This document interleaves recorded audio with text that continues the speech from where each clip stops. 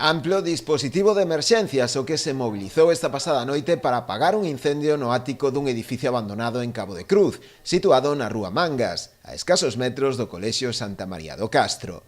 Ata o lugar desprazáronse rapidamente varias dotacións dos parques de bombeiros de Boiro e Ribeira, así como tamén do Grupo Municipal de Emerxencias.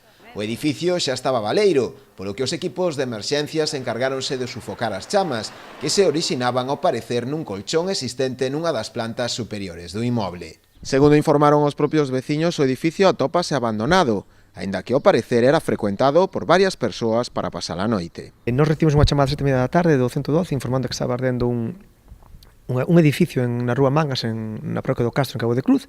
Desplazouse unha actuación de bombeiros de Boiro e de Ribeira, o Servicio Municipal de Boiro e a Policía Local, hasta a zona. Ao chegar ali estaba ardendo o que era o ático dun edificio en construción, en principio estaba deshabitado, e ao chegar ali os veciños nos dixeron que habitualmente iba xente aí a dormir e tal. E nada, procedeuse a sofocar o incendio, e o que sí que ardera, xa vos digo, no ático foi tendas de campaña, colchóns da xente que estaba vivindo aí. Foi o único problema que houve, daños solo materiais.